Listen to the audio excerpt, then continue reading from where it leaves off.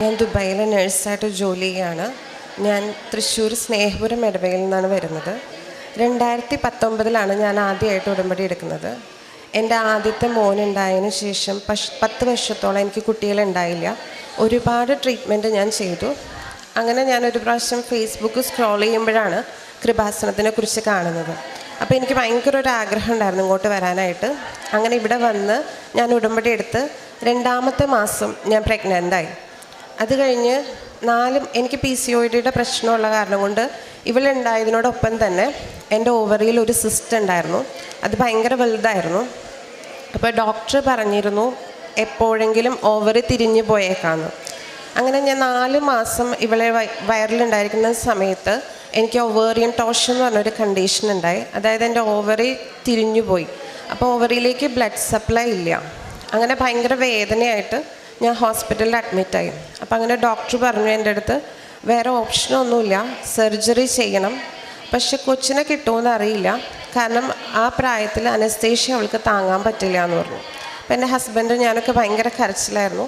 അങ്ങനെ 7 ദിവസം ഞാൻ ഹോസ്പിറ്റലിൽ അഡ്മിറ്റായിരുന്നു. ആ അഡ്മിറ്റായ ദിവസങ്ങളിലെല്ലാം ഞാനും എൻ്റെ ഹസ്ബൻഡും കൃപാസനത്തിൽ തൈലം പുരട്ടും കൊന്തുചൊല്ലും മാതാവിനോട് ഭയങ്കരമായിട്ട് കരഞ്ഞ് പ്രാർത്ഥിച്ചു. അങ്ങനെ സർജറിയുടെ ദിവസം ഡോക്ടർ വന്നു, കണ്ടു, എമർജൻസി ആയിട്ട് ചെയ്യണമെന്ന് പറഞ്ഞു. കാരണം എനിക്ക് ഇൻഫെക്ഷൻ ചെറിയ രീതിയിൽ സ്റ്റാർട്ട് ചെയ്തിട്ടുണ്ടായിരുന്നു, വോമിറ്റിങ്ങും ഫീവറും ഒക്കെ ഉണ്ടായിരുന്നു. അങ്ങനെ ഞാൻ കൺസെൻറ്റ് സൈൻ ചെയ്തു. അപ്പോൾ അങ്ങനെ നഴ്സ് വന്ന് എൻ്റെ ബാക്ക് ഷേവ് ചെയ്തു, സ്പൈനൽ അനസ്തീഷ്യ തരാൻ വേണ്ടിയിട്ട്. അപ്പോൾ ആ സമയത്ത് എൻ്റെ മോന് ഭക്ഷണം കൊടുക്കാൻ വേണ്ടി ഹസ്ബൻഡ് താഴെ പോയേക്കായിരുന്നു. അപ്പോൾ ഈ നഴ്സ് പറഞ്ഞു ബോഡി ഒന്ന് വാഷ് ചെയ്യുന്നത് നല്ലതായിരിക്കുന്നു. ഹസ്ബൻഡിനെ ഫോൺ എടുത്തിട്ട് പോകാത്ത കാരണം കൊണ്ട് എനിക്ക് വിളിക്കാനും പറ്റിയില്ല.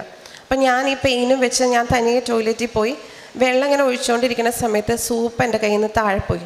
അപ്പോൾ ഇത് എടുക്കാൻ വേണ്ടിയിട്ട് ഞാൻ കുനിഞ്ഞ് നിവരുമ്പോൾ ഭയങ്കരമായിട്ട് എനിക്ക് പെയിൻ വന്നു. പക്ഷെ അതോടുകൂടി എൻ്റെ പെയിൻ പോയി.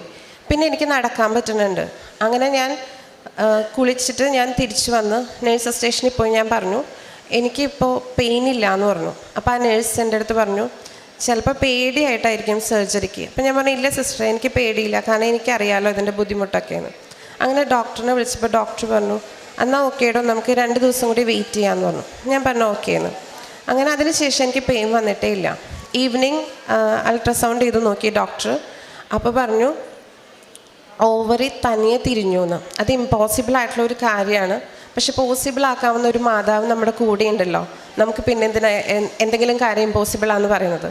അങ്ങനെ 9 മാസം കഴിഞ്ഞു, നോർമൽ ഡെലിവറി ആയി.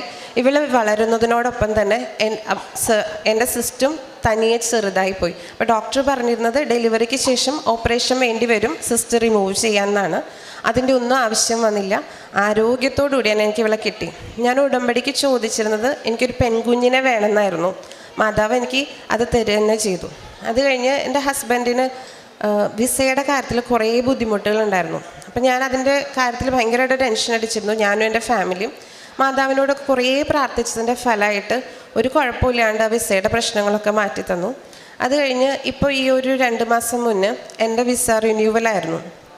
റിന്യൂവലിൻ്റെ സമയത്ത് എനിക്ക് ഹെപ്പറ്റൈറ്റിസ് C പോസിറ്റീവായിട്ട് കാണിച്ചു. യൂഷ്വലി ഹെപ്പറ്റൈറ്റിസ് C പോസിറ്റീവ് ആണെങ്കിൽ എനിക്കൊരു നഴ്സായിട്ട് ദുബായിൽ ജോലി ചെയ്യാൻ ഭയങ്കര ബുദ്ധിമുട്ടായിരിക്കും. അപ്പോൾ അതിൻ്റെ കൺഫർമേറ്റീവ് ടെസ്റ്റിന് വേണ്ടിയിട്ട് വിളിച്ചിട്ടുണ്ടായിരുന്നു. അപ്പോൾ ആ സമയത്തൊക്കെ ഞാൻ ഭയങ്കരമായിട്ട് പ്രാർത്ഥിച്ചു. അപ്പം ഞാൻ മാതാവിനോട് പറഞ്ഞു നിനക്ക് ഇമ്പോസിബിളായിട്ടുള്ള ഒരു കാര്യമില്ല, നിനക്കിതെടുത്ത് മാറ്റാൻ പറ്റും. അങ്ങനെ നീ മാറ്റുന്ന സമയത്ത് തന്നെ എനിക്ക് എത്ര ബുദ്ധിമുട്ടുണ്ടെങ്കിലും ഞാനിവിടെ വന്നോളാം എന്ന് പറഞ്ഞിട്ടുണ്ടായിരുന്നു. അങ്ങനെ ഞാനതിൻ്റെ കൺഫർമേറ്റീവ് ടെസ്റ്റ് ചെയ്തു, എനിക്ക് നെഗറ്റീവായിരുന്നു. അത് കഴിഞ്ഞ് ഇവിടെ വന്നു ഞാൻ. പക്ഷേ ഇത് 2 പ്രാവശ്യം പോസിറ്റീവ് കാണിച്ചതുകൊണ്ടാണ് നമുക്ക് അങ്ങനെ ഒരു പേടി ഉണ്ടായത്. പക്ഷേ മാതാവിൻ്റെ അനുഗ്രഹം എനിക്ക് ഒരുപാട് സ്ഥലങ്ങളിൽ ഉണ്ടായിട്ടുണ്ട്. അതിന് മാതാവിനും തിരുക്കുമാരനും ഞാൻ ഒരുപാട് നന്ദി പറയുന്നു. കാരുണ്യ പ്രവർത്തികളായിട്ട് ഞാൻ അവിടെ ചെയ്യാനായിട്ട് ലിമിറ്റേഷൻസ് ഉണ്ട്. നമ്മൾ കൊടുക്കുമ്പോൾ എല്ലാവരും ഭക്ഷണമായിട്ട് കൊടുക്കുമ്പോൾ ഒന്നും വാങ്ങിക്കൊള്ളണമെന്നില്ല. എന്നാൽ പോലും ഉണ്ടാവും കുറേ പേര് ഈ വെയിലത്തൊക്കെ കഷ്ടപ്പെടുന്നവരുണ്ടാവും. ഞാൻ അവർക്ക് വെള്ളവും ഫുഡൊക്കെ കൊടുക്കാറുണ്ട്. പിന്നെ എന്നെക്കൊണ്ട് കഴിയുന്ന രീതിയിൽ ഞാൻ സാമ്പത്തികമായിട്ട് സഹായിക്കാറുമുണ്ട്. പിന്നെ ഞാൻ ഉടമ്പടിയിൽ വെച്ചിരുന്ന ഒരു കാര്യമായിരുന്നു എനിക്കൊരു വീട് വേണമെന്ന്. അതിൻ്റെ പണി ഇപ്പം നടന്നുകൊണ്ടിരിക്കുകയാണ്. എനിക്ക് ഉറപ്പുണ്ട് എത്ര ബുദ്ധിമുട്ട് എനിക്കുണ്ടെങ്കിലും മാതാവ് അതെനിക്ക് ശരിയാക്കി തരും. പരിശുദ്ധമ്മയുടെ മധ്യസ്ഥതയിൽ പ്രത്യേകിച്ച് കുഞ്ഞിനെ ഇവിടെ കൊണ്ടുവന്ന് സാക്ഷ്യം പറയാമെന്നുള്ളൊരു വാഗ്ദാനം ഉണ്ടായിരുന്നതിൻ്റെ ഭാഗമായിട്ടാണ് ഇന്ന് ഈ അൾത്താരയിൽ നിൽക്കുന്നതും.